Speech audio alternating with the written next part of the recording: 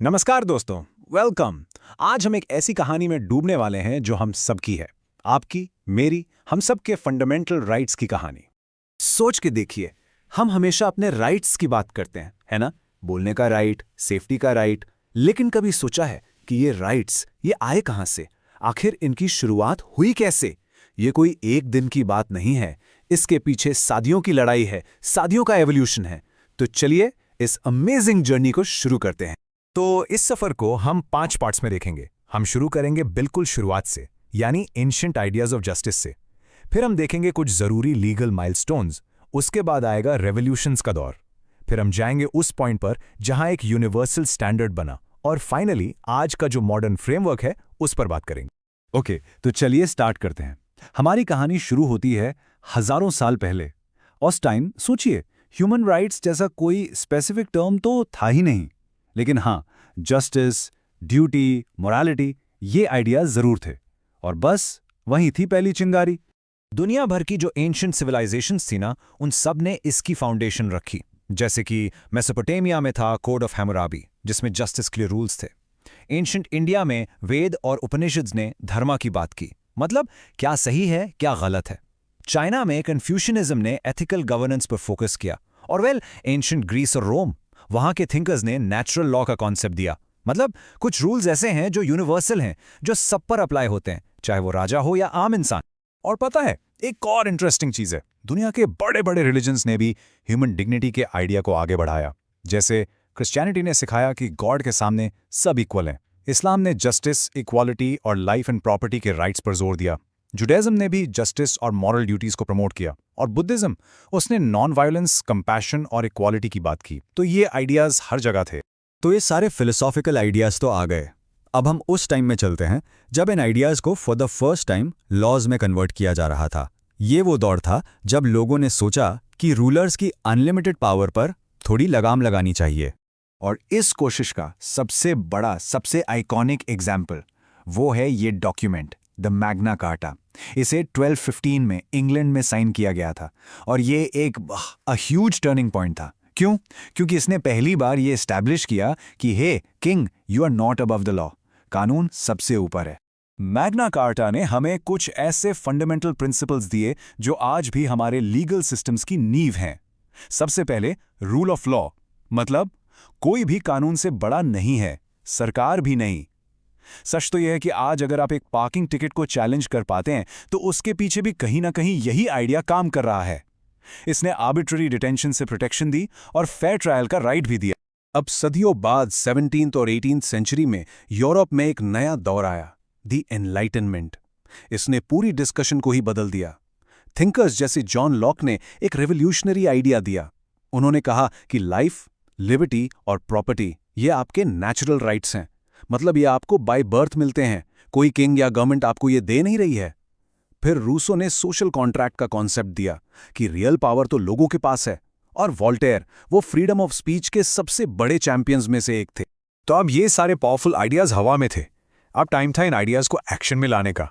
और ये हिस्ट्री का वो चैप्टर है जहां फिलॉसफी रेवोल्यूशन बन गई। इसने दुनिया का मैप हमेशा के लिए बदल दिया। इस दौर में back to back 3 historic documents आए जिन्होंने सब कुछ बदल दिया। पहले 1689 का इंग्लिश बिल ऑफ राइट्स, फिर 1776 का अमेरिकन डिक्लेरेशन ऑफ इंडिपेंडेंस, और फिर 1789 का French declaration of the rights of man end of the citizen.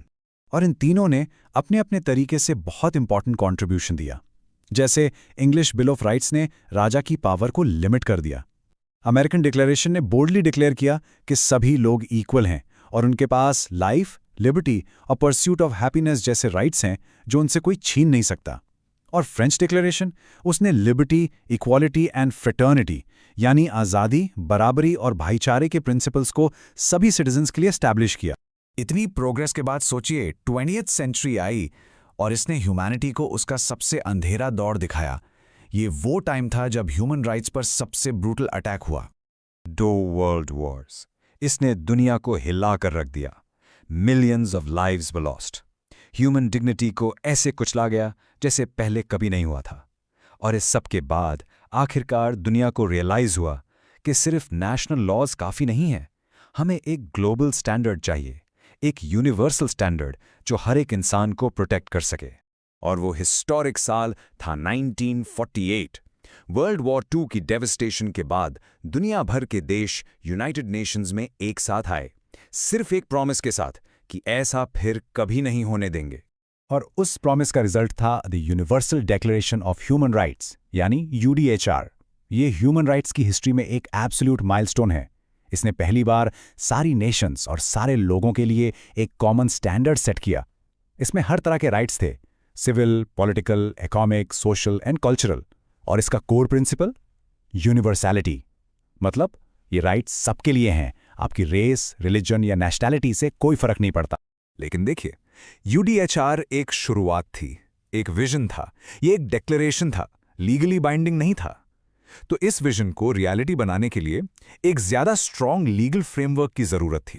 और वहां से आए the international bill of human rights. इसके बेसिकली 3 मेन पार्ट्स हैं। पहला तो UDHR है ही, जो विजन सेट करता है। फिर 1966 में 2 लीगली बाइंडिंग ट्रीटीज आईं। एक है ICCPR, ये सिविल और पॉलिटिकल राइट्स को प्रोटेक्ट करता है, जैसे right to life, free speech, fair trial. और दूसरा है ICSCR, ये इकोनॉमिक, सोशल और कल्चरल राइट्स की लीगल गारंटी देता है, जैसे right to education, health and work. इसे आसानी से समझने के लिए एक्सपर्ट्स इन राइट्स को 3 जनरेशन्स में डिवाइड करते हैं। फर्स्ट जनरेशन है लिबर्टी राइट्स, ये बेसिकली स्टेट इंटरफेरेंस से फ्रीडम है। सेकेंड जनरेशन है इक्वालिटी राइट्स, ये स्टेट की ऑब्लिगेशन है कि वो आपको ये राइट्स दे, जैसे एजुकेशन या हेल्थ का राइट।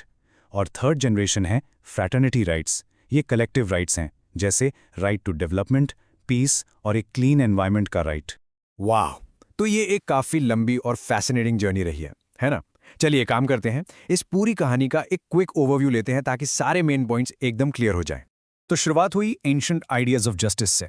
फिर आया 1215 का मैग्ना कार्टा, जिसने किंग को लॉ के अंडर लाया। उसके बाद हुई रेवोल्यूशंस, जिन्होंने नेचुरल राइट्स को रियलिटी बनाया। फिर वर्ल्ड वॉर्स के बाद 1948 में आया UDHR, जिसने एक यूनिवर्सल स्टैंडर्ड सेट किया।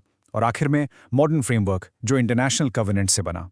बस यही है सदियों का सफर एक सिंगल फ्लो में।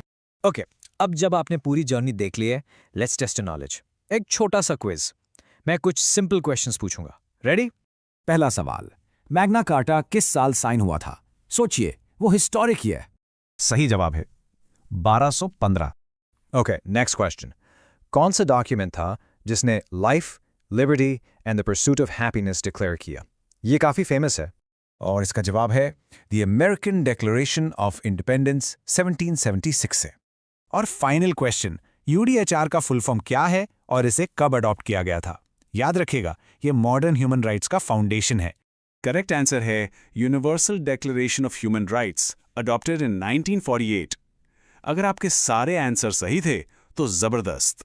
तो आज हमने देखा कि ये राइट्स जो हमें मिले हैं, ये कोई गिफ्ट नहीं है। इसके पीछे सदियों की लड़ाई है, लोगों के सैक्रिफाइसेस हैं। ये एक लेगेसी है जो हमें मिली है। तो एक आखिरी सवाल मैं आपके लिए छोड़ रहा हूं। इतनी मुश्किल से जीते गए इन राइट्स को प्रोटेक्ट करने के लिए आज हम और आप क्या कर सकते हैं? इस पर सोचना जरूरी है। ऐसे ही इन्फॉर्मेटिव वीडियोस देखने के लिए LLB स्टूडेंट अड्डा चैनल को फॉलो करें और सब्सक्राइब करें। अगर आप कोई नया टॉपिक चाहते हैं तो नीचे कमेंट करें।